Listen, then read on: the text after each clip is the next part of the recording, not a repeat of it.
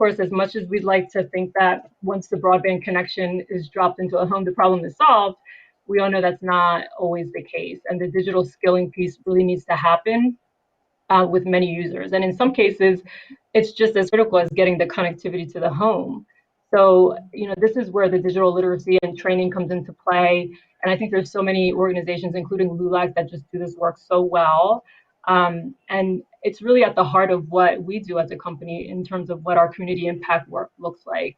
So we have a Spectrum Digital Education Grant Program, and it's one of our signature philanthropic initiatives, and it addresses digital education. And through this program, we're able to award grants to nonprofit organizations. And these grants are opportunities to get laptops and computers to students and families, to do digital education classes, to build technology labs that are helping to increase digital literacy for so many across our footprint. So in response to the pandemic, we've also doubled this commitment to digital education, and we've now surpassed a multi-year commitment to award $6 million in cash and in-kind donations to support broadband education across our service area. And the last thing I'll add is that also in response to the pandemic, Charter, as well as other companies, other providers, have done a lot to really make sure that folks can keep their internet connectivity on. So we kept approximately 700,000 customers connected when they had a hard time paying bills because of economic hardship due to COVID. And we've also forgiven overdue balances in the amount of 85 million. So, I think that this helps to ease that financial strain on families, while at the same time it addresses the broadband adoption gap. And it's very rightfully become a front and center issue during the pandemic. And I think it's great that we're having the conversation here today. Thank you, Laura. And I certainly applaud companies like Charter Communications and AT&T who took Chairman's Pie, Connect America. Connect America's pledge is very, very important that we do help people that can't afford these very essential services. And I'm glad that you also mentioned the fact that it's more than access, right? We have a bigger challenge. We also have people that don't have the digital skills. I've mentioned this example before, but I feel it's worth repeating. My parents have a connection, for example, but they unfortunately don't have the digital skills to be able to navigate the online world. So we also have to focus on that because there's a lot of adults, Latino adults, who do not have the digital skills needed to take advantage of all the resources available online. So that's something that we need to work on and keep in mind and not forget when we talk about these important issues. And Leo, on that same subject, what is your company doing to address the homework gap, especially in light of the online learning that is necessary due to the current pandemic? Sure, thank you for that question.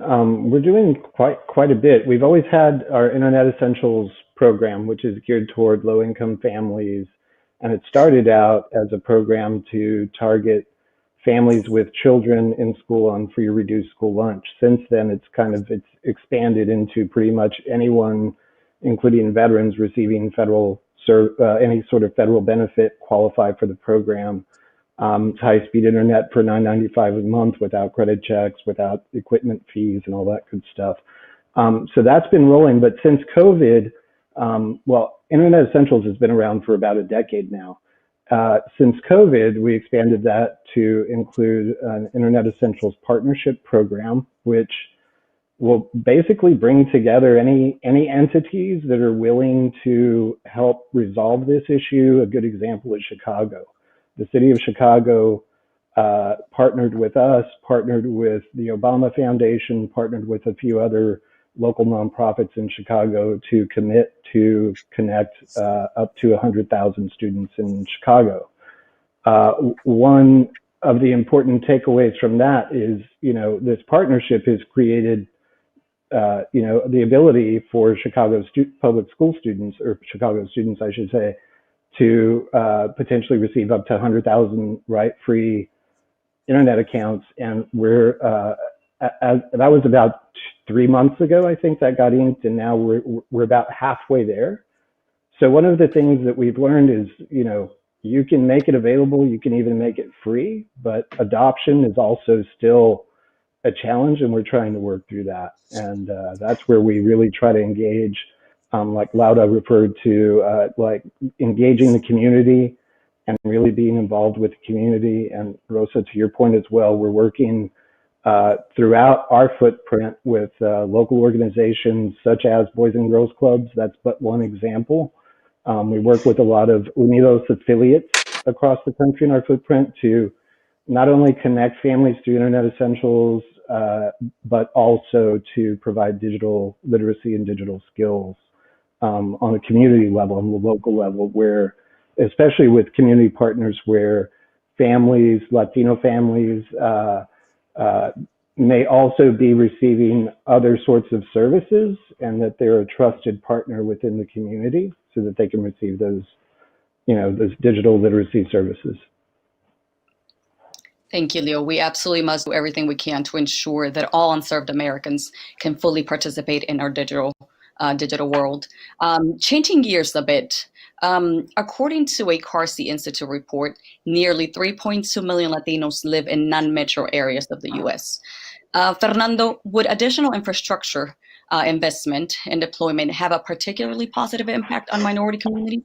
And as a follow-up, how can we ensure that infrastructure deployment, wired and wireless, and associated innovations are inclusive, and not exclusive in nature?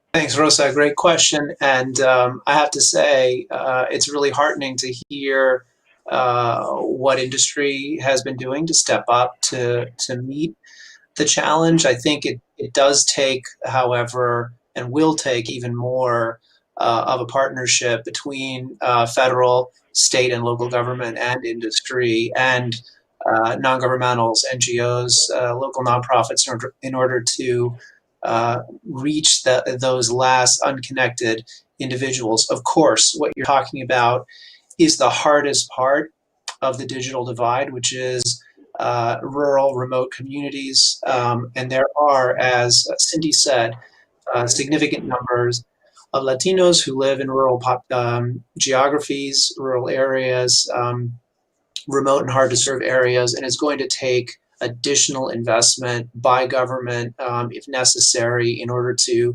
connect those individuals. It absolutely is going to be necessary, and we should take it, now with having seen what's possible with COVID and a vaccine.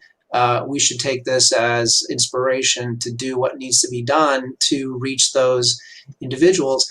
But it's not just the additional investment that's necessary, as you said, to make sure the technology is used, to make sure that broadband actually has that impact of bridging a divide is going to take a lot of work on the adoption side. And that has to happen locally with efforts on the ground with trusted partners. And that's where I think industry has been and nonprofits have been really successful. And I should put a plug in for this.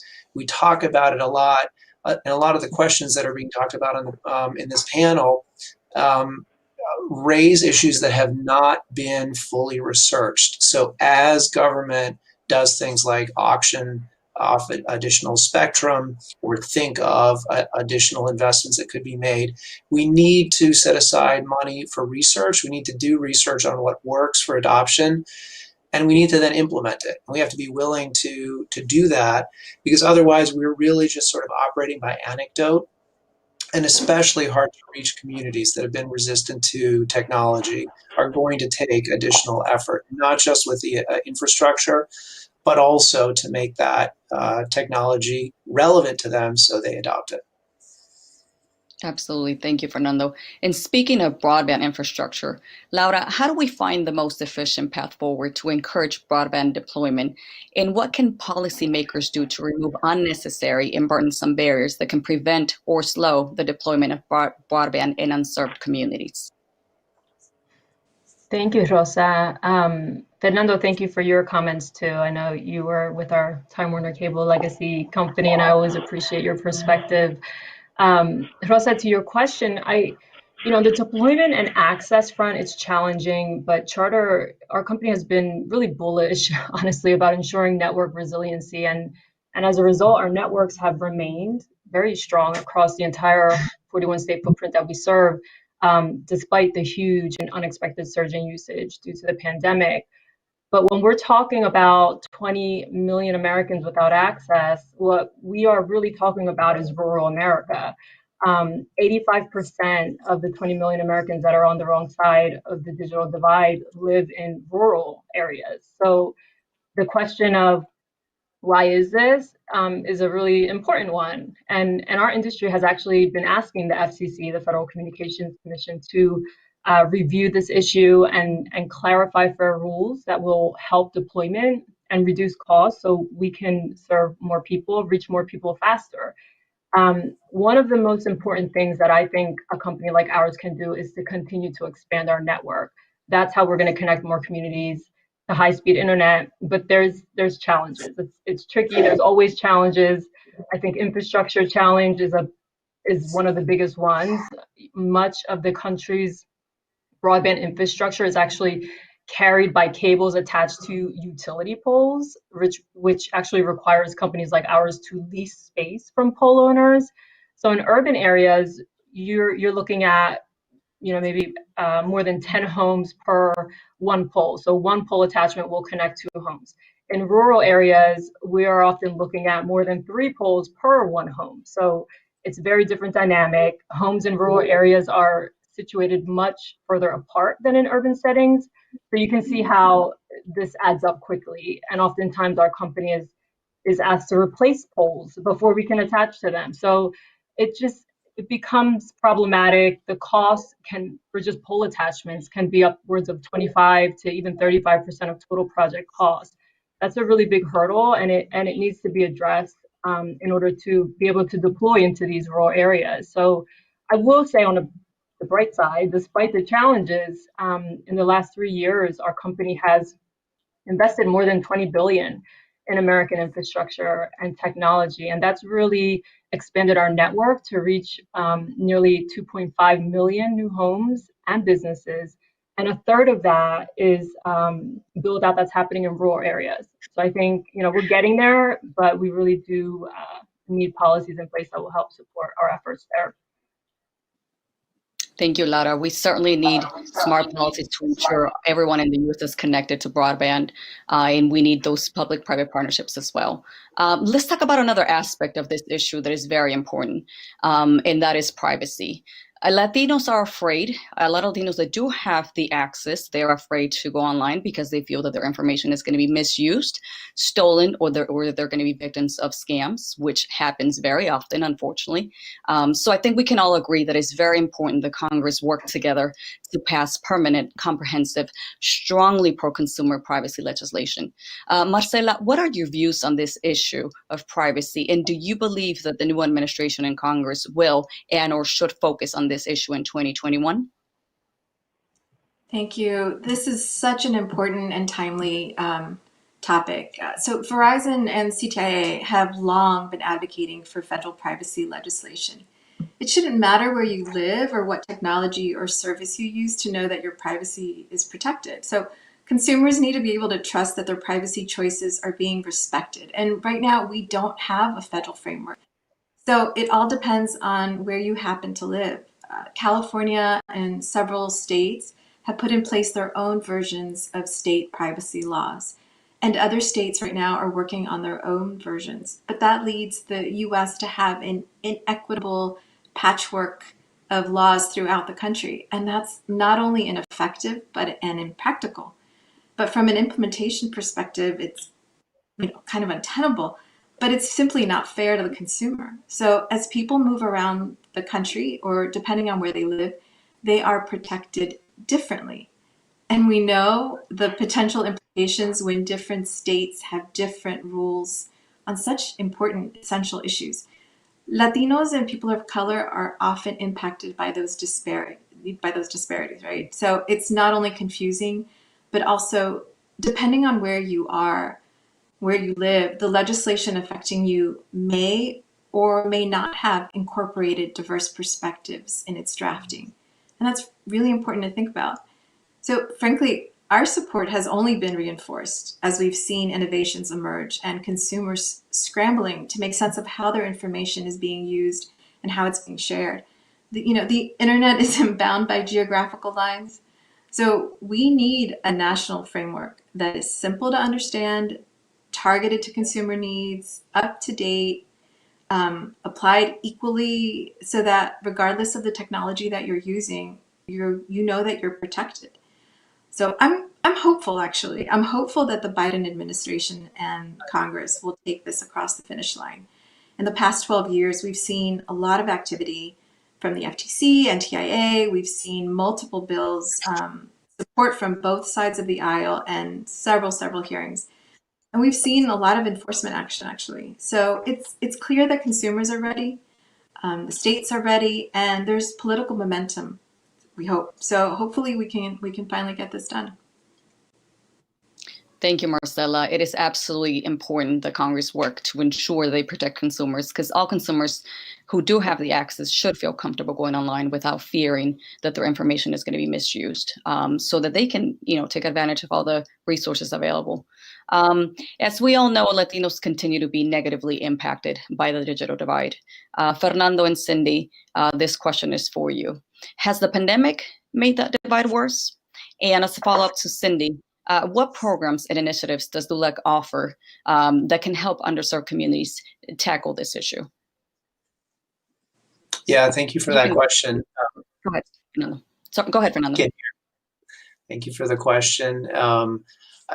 Look, it's been referred to already as probably one of the most significant parts of the pandemic in terms of impact on communities has been the crisis in access to education, as every student has had to go and learn online. So I would say, at the top of the list after the economic impact and the health impact is education. And that education impact is where lack of broadband or lack of knowledge in using broadband has really been significant. If you've got reports saying that a third of all students lack connectivity to do their basic work, we're leaving a generation of students, and the most vulnerable especially, behind with more to catch up. And so that's really, I think, put into stark relief how important broadband is as a pathway to opportunity for the next generation. And that's, I think, the real crisis. You also, clearly, economically, access to jobs, access to healthcare, mental health. These are all at crisis levels in the Latino community, and that's not, as we've learned, that's not a uniform community. That is pockets of diverse communities in different parts of the country with different needs and issues, but incredibly important. And I think we have to take advantage of what we've seen as the problem to motivate us to do more in terms of solutions. The efforts that have been referred to and the policies that have been called for are sort of step one, and everyone has to step up their game in terms of additional investment, relaxing regulatory impediments to businesses, but also holding them to a higher standard in terms of their investments and their reaching out to underserved communities. And on the education side, I can't think of a more significant crisis for a population, Latinos in the US, who are younger than the average demographic. Thank you, Fernando. Sindy? Thank you, Fernando, Professor Fernando. And I would say, gosh, there's so much that's happening. And I think what we need to understand is that access to technology and broadband is an absolute basic need. It's not a luxury, although it may feel like that sometimes. I will tell you, Rosa, that at the very beginning of this pandemic in March, the very first call that we got was from a teacher in San Antonio who had 10 students, all who happened to be of communities of color, who did not have access to technology nor broadband. And so we were able to step in and provide the laptops to the teacher, and also have one of our LULAC members go to the houses with the parents to be able to teach some of the very basic computer literacy skills. To your point, Rosa, there's a lot of work that needs to get done. And the truth is that we need to be more aggressive and with a more sense of urgency in addressing these needs. And again, the reports that we're seeing coming out, Rosa, is that already months into this pandemic, our children, our middle school and high school children, are failing. And there's a 400 plus increase in terms of the number of children who are getting failing grades. And I just want us to think about, again, what this means for the long term. I will tell you, Rosa, that for over 20 years, LULAC has been working on the digital divide. And, we were really fortunate under the leadership of Brent Wilkes as the former CEO to establish our technology centers. Today, LULAC has over 68 technology centers across the country, many of them which are at the heart of our Latino communities, and dozens and dozens of states across the country, including Puerto Rico and Washington, D.C. And part of making sure that we have these technology centers is making sure that the issue of access is addressed, and that we also pair that with training, not only for the students, but also for the parents and the caregivers in our community to ensure that we're meeting those needs. I will tell you, Rosa, that again, what we're seeing during this pandemic is that unfortunately 5 out of 6 Latinos have to leave their houses every single day to work and get paid. And what that means in the context of America is that we are the essential workers. But when we start really diving into the issues and why so many of our children are being impacted, again, if the parents are outside of the home, who is providing that assistance to our children? And some of our parents, we acknowledge, may not have the computer literacy skills. So as we look at comprehensive solutions, we need to make sure that we're looking at this holistically. And I will say also, credit to the companies who have a lot of different programs when it comes to affordability. But I think equally important is making sure that the money is being placed to make sure that those programs are marketed, that the community is aware that these programs exist. And part of it is an awareness solution, Rosa. Oftentimes we see that with all the good intention in the world, our federal government will create a website that nobody knows about. And unfortunately, nobody can access because of the lack of awareness. And I think similarly, we need to really make sure, again, that we have a tone of urgency when it comes to access to broadband as well as technology, but that we're also really thinking thoughtfully of community solutions. And it's multi-layered, right? This is not just a knock on the federal government, state or local. It's going to take all of us to look at these solutions, and making sure also that representation of Latinos within the task forces that address the issue of technology and broadband at the FCC is also taken into account. We're living in an era, in a civil rights era, where hashtag nothing about us without us. We need to make sure that Latinos are represented at those tables, that we are bringing those concerns. We're very fortunate that LULAC serves on the Diversity Council for the FCC, along with some of our other partners. I know Professor Fernando has also served on the FCC, making sure that those voices are elevated. But I would say, Rosa, to your point, and as we think of what this pandemic has shined a light on, we know absolutely access to healthcare and addressing issues of inequity is important, but equally important is making sure that our communities, again, have access to internet and to broadband. And it's not a luxury, it's a basic need. And then I would just point out, Rosa, that we have to understand the lens of our community. And as we've done hunger relief across the country, whether it was around food insecurity or financial or even technology and broadband access, some of our community members are facing really hard questions.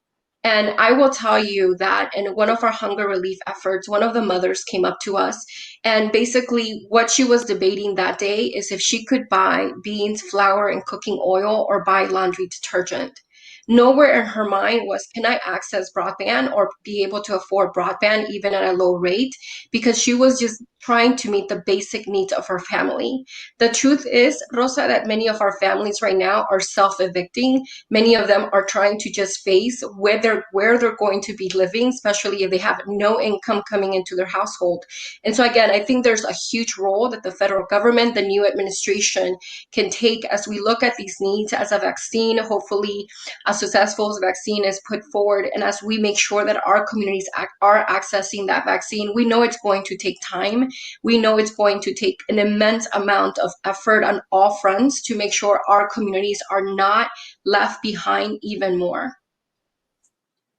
Thank you, Sindy. Thank you for your leadership. We certainly need organizations like LULAC that do amazing work on behalf of the Latino community. So thank you for your voice and your leadership. Let's talk a lot about the rural divide. I know some of you mentioned this a little bit earlier, but let's focus on it, because as we all know, it seems that we don't focus on minority communities when we talk about non-metro areas of the U.S.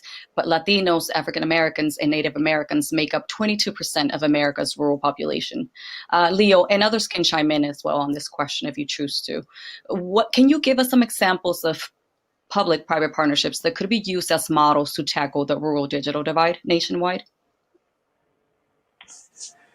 Sure. I mean, this is the rural issue is probably one of the, like Dr. Laguarda mentioned, it's one of the most complicated because it requires immense capital, right? And it involves engineering challenges as well. You think about rural areas of Colorado having to go over mountains and through forests, or far west Texas, where you may have, 50 miles between connection points out in Brewster County, out near Big Bend National Park. I will say this: I know that we along with other companies, state, local governments, are looking closely at what can be done to solve the rural problem. And we know it's going to involve, to Dr. Laguarda's point, it's going to involve all of us. It's going to take private, it's going to take public, it's going to take a lot of innovative thinking on how to address these concerns. I know that incoming Senator Ben Ray Lujan is looking at a lot of creative possibilities in his home state of New Mexico, particularly as it relates to tribal lands. I wish I had a really strong example of something that exists right here, right now, today. I know that we're all working diligently to try to figure this out. I know it's going to be some sort of combination, possibly, of, E-rate is specific to schools and libraries. E-rate is one program that I know. Before I worked for Comcast here in Washington, I was their state director for government affairs in the state I grew up in, which was Texas. And, Texas is all states have their rural elements. Texas in particular has some pretty vast stretches of rural areas, especially in West Texas and the Panhandle. E-rate has been part of the solution. It's not the only solution. But again, I think it's going to take some creative thinking. It's going to take an influx of some sort of funding to reach particularly those unserved areas, right? And it's a pretty big challenge, but we're looking at that, and we're willing to talk to and work with whoever wants to come to the table, much as we have during the pandemic.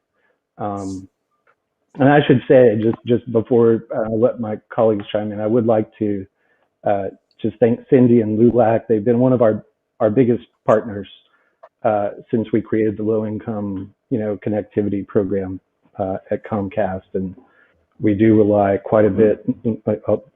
I'm thanking LULAC, but again, a lot of community partners to help us identify the need and how we get there. But thank you for the question. Absolutely, Leo. And I'll chime in here. Go ahead, Sindy. And I'll chime in here, Rosa, and thank you, Leo, for that shout out. But I will tell you that I think a lot of folks don't realize that there are over 1,000 Latino communities who live in rural America. And just to give you a localized effort, we know that even, for example, in communities like Chimayo, New Mexico, where you have 90% of that community be Latino, only 41.8% of its residents have broadband internet access. And so I think it's important to Laura's point in terms of making sure that the infrastructure is there, that there is an investment at all levels to make sure that the rural community is able to access high-speed internet is very important.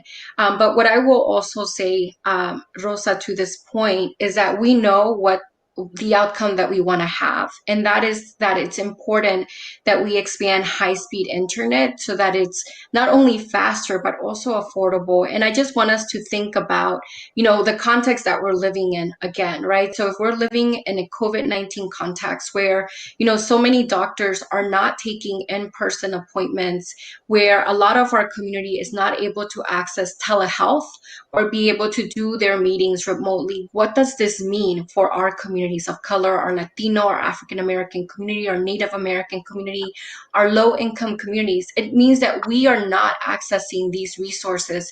It means that we are being left behind. And, Rosa, what I would say on the health side that I'm really afraid of, and I think as we think of 2021 plus, it's, how many of our communities have not been able to go to a doctor because they were not able to do telehealth? What does that mean for individuals in terms of diagnosis of serious diseases, so many that we know are prevalent in communities of color? And how is this going to impact us for the long term? And so, as we look at the issue of rural broadband, I think it's important that we understand that communities of color make up a significant portion of rural communities. In fact, Latinos, again, there's over 1,000 Latino communities that live in rural America that are part of our rural communities. And so I do think, Rosa, that as we think of this issue, obviously there's an advocacy point in terms of making sure we're pressuring at all levels, but also making sure that we're thinking really thoughtfully of localized solutions at the local and state level. Absolutely. And yes, I agree with you, Sindy. There's a lot of Latinos in rural communities. My family lives in a small town in Washington State, and I know that a lot of small towns in Washington State have been revived, have been given life because of the Latino community. Latinos have come in Washington State to small little towns. They have started small businesses. They have purchased homes. They have done so much to bring life to those towns, and we cannot forget about the Latino community in rural areas. As I always say, and I will keep repeating this till everyone fully understands this, if we leave Latinos behind, we will leave the future of this country behind. So we cannot do that. We must ensure we help Latinos. It's almost time for Q&A, but I would like to ask Marcela another question on a bit of a different subject, but also very important and related to the conversation that we are having. Marcela, as cities evolve into smarter, more efficient cities, and the digital economy and workforce change to meet the demands of this evolution, what can be done to ensure that Latinos and other communities of color are not left behind? Important question. Thank you. Yeah, we know that smart cities are going to create efficiencies, right? So smarter traffic, energy infrastructure, and the hope and the goal is to enhance the quality of life of people. But for overall better functionality that's more responsive to citizens and that ultimately, creates a better environment for all people, you need to have a diversity of people with different lived experiences at the table and engaged in the development of the city, to ensure that the solutions that are created actually reflect the needs of all within the city. And that takes intentionality from the very beginning of the planning and the design at a local level. And part of that needs to be about including diverse suppliers. So who are the people that are part of the project management, design, and the engineering? And along with that innovation is going to come economic development. And that shift in how we work will require a workforce that has the skills to meet those needs, which is why we think that upskilling and reskilling has to be an important part of the equation. Verizon has a responsibility, we believe, to ensure that no one is left behind, and especially those who face economic disparities. And not everyone has the same access to opportunities to advance their skills and education. So we know that Latinos and people of color are particularly vulnerable to job loss and pay cuts. I think nothing like the pandemic has really made that clear, where 60% of Latino workers have reported job loss or pay cuts. One initiative that I'm really proud of and really excited under our Citizen Verizon Responsible Business Plan is a commitment to prepare 500,000 individuals for jobs of the future by 2030. So we have this partnership with a well-established organization called Generation that works with local community colleges and organizations with a focus on HSIs, Hispanic serving institutions, and Black serving institutions. And they're helping us deliver free, practical, relevant, tech-focused training programs. They're boot camps, and now virtually, in skills that are relevant, marketable, such as digital marketing, web development, cloud services, and others. And it's focused on people who don't have a 4-year degree, or they're unemployed or underemployed, or their jobs are at risk due to automation or the pandemic. People who do this program, Generation provides them wraparound services. It works on counseling and also placement. So the great thing is that they work with over 3,000 employers globally for placement, and they have in about an 86% completion rate and job placement rate, which is really significant and changes the lives of people and makes sure that people are going to be able to engage in a smart city, in advanced technology. So right now, we will be live with this program in 8 cities by the end of the month, including Washington, D.C., 3 more cities in January, and many more to come in 2021 and 2022. Thank you, Marcela. I think it's time to move to Q&A. And let's see, we have a question from Mateo in Washington. How will rural areas be served? I know some of you already talked about this issue, but any other information that you can provide to our audience about how to serve the rural community? Let me say one thing, Rosa, because I think it's important to keep in mind that we also are looking at, on a policy level, new technology and opening up the market to broadband providers, satellite-based broadband providers, or other spectrum-based providers that could serve rural areas more economically. And I think it's important, just as a policy matter, to be open to that and to look to ways in which spectrum can be repurposed or used more efficiently in rural areas, or new satellite technologies can serve rural communities and provide an alternative as well. And in addition to the real challenge and investment and the longstanding commitment of wireline broadband providers to those communities, they're expensive to serve. It's going to take all of those solutions. I think we're at a point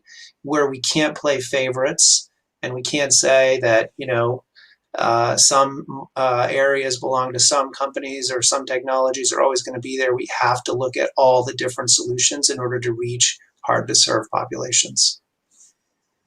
Thank you, Fernando. And Marcela, you go ahead. I was going to piggyback on that. Just that I was telling some folks that I don't think I've ever heard, at least when I'm talking to members of Congress, as much interest across the aisle from not just Republicans and Democrats, but also people from urban areas as well as rural areas, who are all finally really on the same page of understanding that we need to do something about rural areas. It can't be just urban areas. So I think there is that will now. I think we need better maps. So there's movement on that. I know that the FCC right now, as we speak, is moving on funding for rural broadband deployment.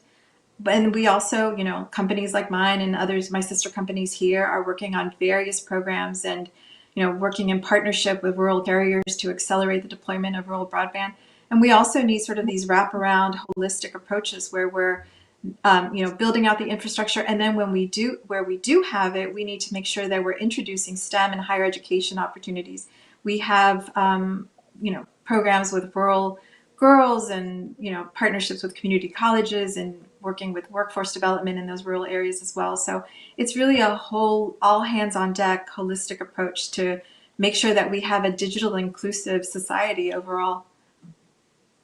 Thank you, Marcela. Absolutely. And actually, Marcela, you already talked about this a little bit, but our next question is, how can cities prepare for broadband infrastructure to create smart cities, and how can communities organize to ensure the smart cities serve the needs of everyone? So I don't know if you want to expand on that, or if anybody else wants to chime in.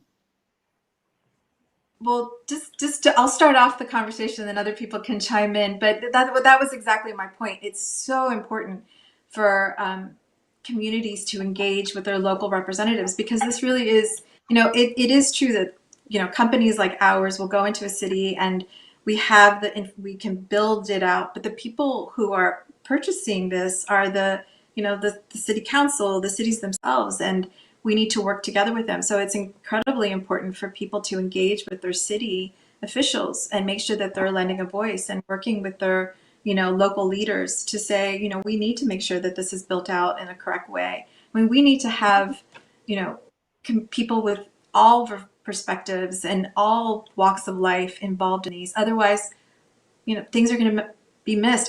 There's an anecdote about a smart city that, people were, I think the city was using a smart app. I mean, for a smartphone, an app for people to report potholes.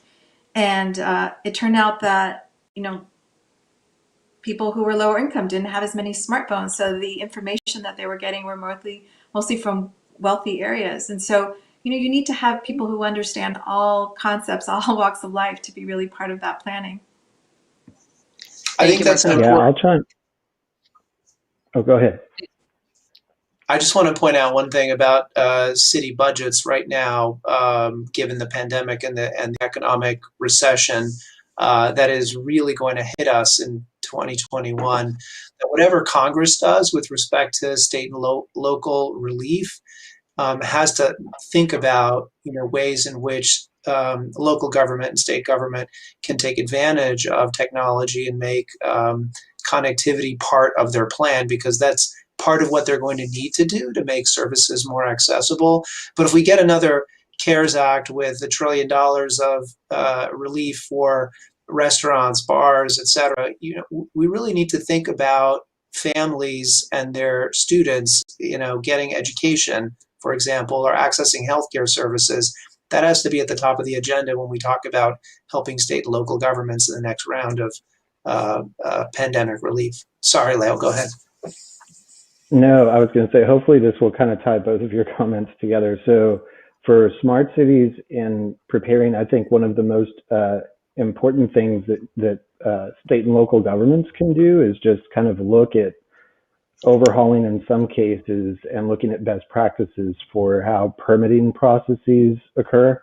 A lot of times we can be ready with plant ready and crews ready, and we can't deploy fiber or large quantities of plant to serve certain areas of a community because we're kind of just held up in a permitting process.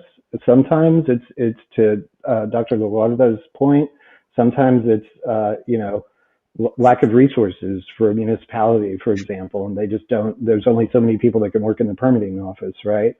But I do think that there are ways, and we have all of our companies, I think, and even folks in academia and other places have looked at, how do you kind of develop some best practices to move things through. And I can give you an example. We just through COVID, we've created what we call lift zones, where we'll work with our communities to identify a church, a community facility that can, take a fair number of people from the community and put them in a, socially distanced, safe place to access the internet. For example, if they can't access the internet at home for whatever reason.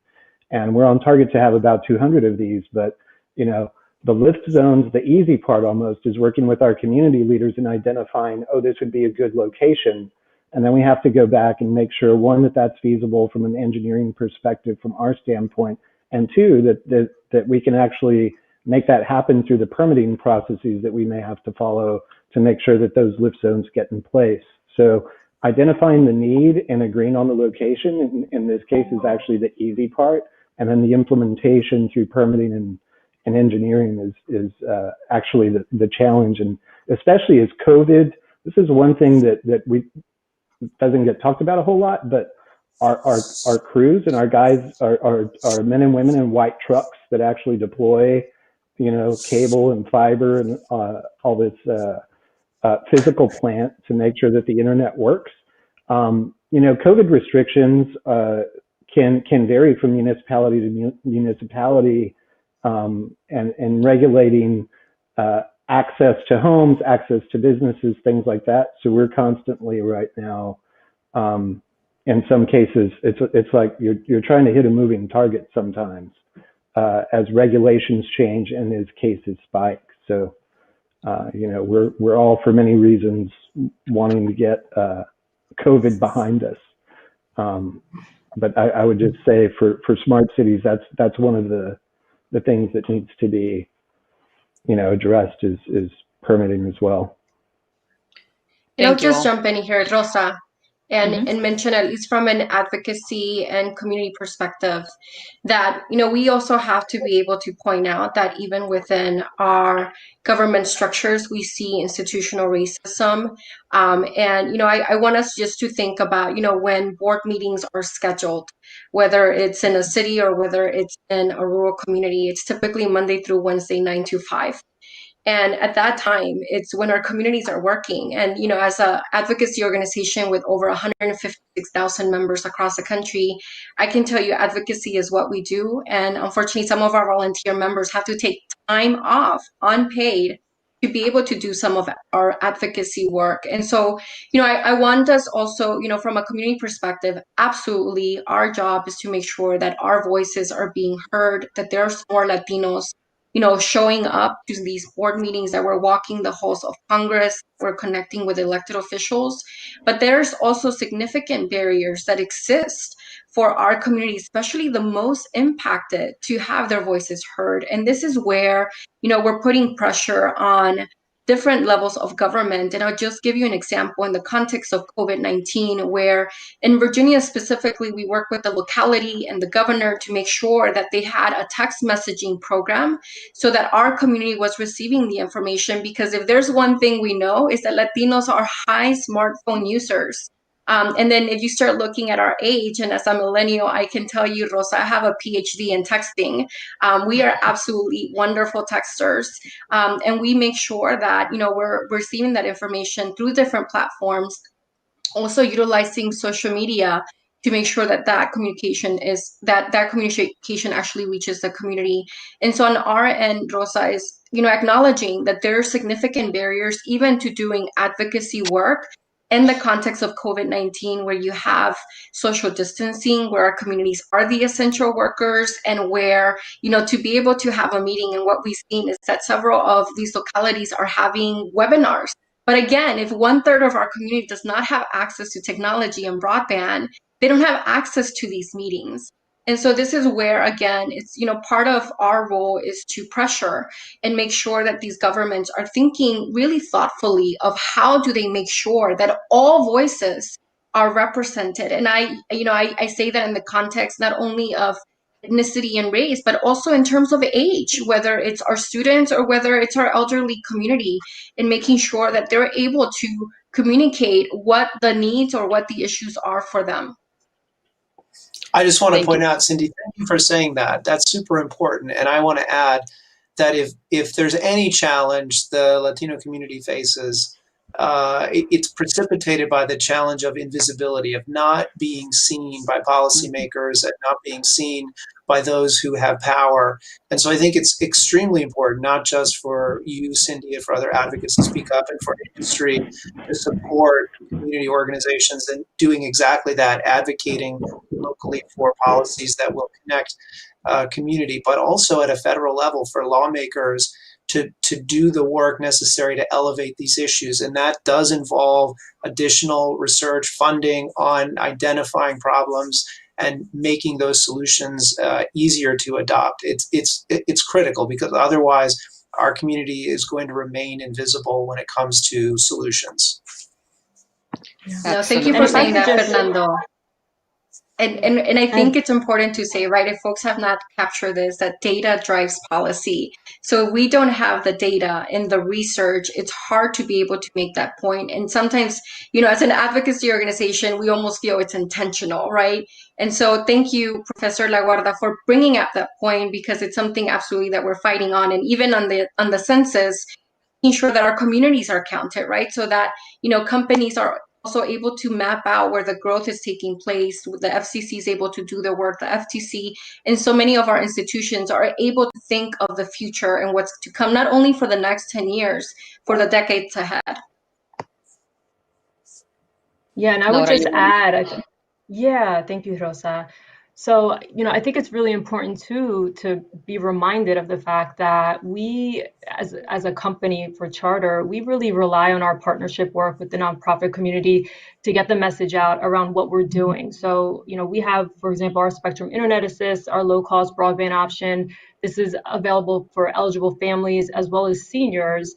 We still need to get more information out, on what we're doing with this program. I know Comcast has similar programs and other providers, but I think the information flow, especially during these challenging times, this pandemic, it's just so critical that communities are aware of what resources are out there. Because as much as we discuss it in just panels like this, it's not always getting to the ground level. And I appreciate organizations like LULAC and so many other that do that hard work of working with their chapters and their councils and their affiliates on the ground to help disseminate that information. So I wanted to make sure to raise that, because I think that's an important point in being able to move the needle on adoption.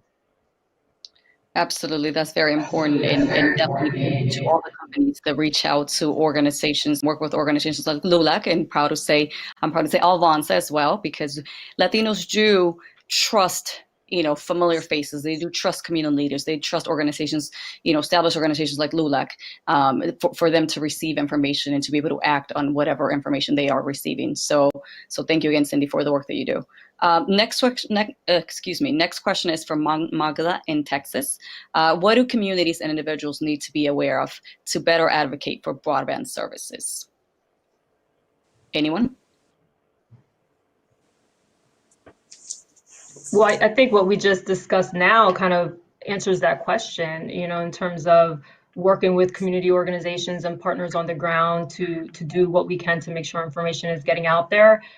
I would also say the digital and social media platforms are huge in terms of raising awareness around what we have, what our companies are offering. At Charter, we have a multicultural marketing team that's laser focused on making sure that we're reaching Latino customers.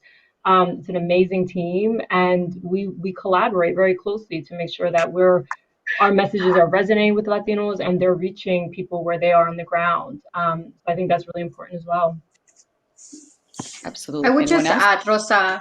Yes, I would just add, Rosa, that I think it's important that we are vigilant and observant. And, as we drive through our communities, I just wonder how many of us have seen parked cars outside of Dunkin' Donuts or McDonald's of families who are trying to access Wi-Fi or broadband. And, I point that out because I certainly have seen it in my community of Northern Virginia, by far a very wealthy community. But certainly we know that there are pockets of community members who don't have access to the basic needs in their own homes to be able to have their children be able to do their homework. And so they want to be vigilant, observant. But I would say also organizations like HTTP, organizations like LULAC, Alvanza, and so many others have resources on our website. We also do text messaging campaigns. We are on social media uplifting. We're publishing op-eds because we want to make sure that our community is aware that there are so many issues, whether it's adoption, whether it's high-speed internet, whether it's making sure that we're touching upon the issue of privacy, whether it's the issue of representation, that our community is knowledgeable on these different issues. And the truth is, Rosa, we have so much work to do when it comes to so many of these issues, just with the elections, and so proud of our community for turning out to vote. And shout out to Marco and NCHCI for all the work that they're doing, and with our members of Congress. It's making sure that our community also flexes their muscle power. I think Professor Laguarda was alluding to this, but making sure that the accountability is in place. Rosa, as we elected these leaders, also having conversations in their current roles in office, so that they understand that this is a top need for us. And for LULAC, absolutely, Rosa, this is like top 3 issue, right after healthcare and COVID-19. The issue of technology broadband is absolutely a need. And so I would say for our local community members tuning in, look at your local resources, look to see where your policymakers are at the local level, but understand that we need a national policy in place so that we don't see a piecemeal solution. Thank you, everyone. We are running out of time, so we unfortunately are not going to be able to answer any of the other questions, but thank you so much to our audience for your wonderful questions. I would like to now ask our wonderful panelists to take 1 minute each to give us your final thoughts. Why don't we start with you, Laura? Okay, happy to. Well, first of all, I want to thank you, Rosa, for moderating this conversation and for being such an amazing leader within the Latino community. I know that you're a partner of ours, and we appreciate all the work that you do. So that's one. I would say, we're talking a lot about the pandemic. I think it's really forcing all of us to rethink how we traditionally look at everything, including how technology impacts our lives. If there's ever a more important time to tackle our country's digital divide, it really is now. And I think, this conversation today, we talked about rural broadband deployment. Getting that right is going to be important, particularly given the current environment that we live in. And it's going to enable more people to really participate in today's growing digital economy. I would also say public-private partnerships are also incredibly important. I think that we should leave this session remembering and thinking about that. While we touched on it briefly during our conversations, I do think that this, public-private partnerships, they are another critical way to encourage creativity and really identify new ways to advance technology uses in ways that will create really sustainable and impactful changes for Latino communities across the country. So I hope we can all walk away with that. Thank you, Laura. Thank Marcela? you. Thank you so much for just moderating this panel, and for CHCI and all the participants and audience for being part of this today. And I think my overarching thought, just thinking about everything we've talked about today, is obviously we've seen more now than ever how important broadband and just access is. And so I think, but what's also a common thread is the need for inclusivity and diversity of perspectives at all tables, right? So meaning Latinos and people of color need to be actively engaged on all the issues we discussed today and more to ensure that our community is equitably served. And that means we need Latinos in corporate America, in Congress, in local government, nonprofit, tech professions, design. So every single step of the way, from the creation of policies to design to implementation, we have to have voices who are representing our community to advocate for our community. So thank you. Thank you, Marcela. Sindy? Thank you so much, Rosa. And gosh, Marcela, you took my words or my hashtag, nothing about us without us. And we can't be what we can't see. And what I would say is, as we look towards the future, I think also understanding the community lens from this, right? And the truth is that so many of our companies that are represented on this panel have stepped up in major ways. And I congratulate you for your leadership. I've seen, the public-private partnerships with local unified school districts, whether it was Los Angeles or whether it was in Massachusetts or whether it was in rural America. We know that our private companies are leading the way, and now we need our federal government to lead the way, and that's where we have to put pressure.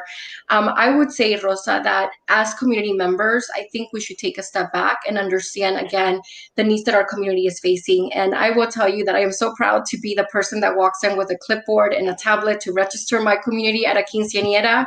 But I think right now, the moment is for each one of us to think of communities that are around us in our neighborhood, maybe perhaps even people that we may know that may not know how to access broadband, right? Or don't know the offerings that so many of the companies have, or the resources that the school districts and the local governments have, so that our children are left behind. And so my ask, el pedido to my community is, adopt a family or reach out to a community member and see what are, as our federal government and as we see the transition of power to the next administration, I think all of us also have a role to play, and obviously link up with our advocacy organizations, whether it's LULAC, HTTP, Avanza, or many of the others. Join us. Thank you, Sindy. Fernando? Thank you, Rosa, Marcela, Laura, Sindy, Leo. It's been great to join you for this conversation. As the academic, I want to plug in for research and then just tell you, my daughter is a middle school bilingual science teacher in Denver. And, she told me this story of teaching her students and finding out that the mom of one of her students was, doing the homework later after her student was doing it because she hadn't finished high school, inspired me, and it made me take this situation very seriously. We are a community that is serious education, optimism in the future, and we need the resources in order to advance and connect. So thank you for bringing us together. Thank you, Fernando. Leo? Thank you, Rosa, to CHCI and my fellow panelists. It's been a great discussion. I think everybody's hit some major themes. I would just say we need to remain flexible and continue to think outside the box to address the needs of not just the Latino community, but all served and unserved communities out there. We recently expanded our 60 days free for internet essentials through June 30th of 2021. That was announced Monday. We're going to continue to look at things that we can do and people we can partner with, whether you're nonprofit or government entity, whatever, to try to address the situation. We're going to continue to rely on research like Dr. Laguarda to help guide us. And we just thank all of you for your participation and looking at us as a partner. So thank you for convening us today. Thank you all for sharing your wonderful expertise with us.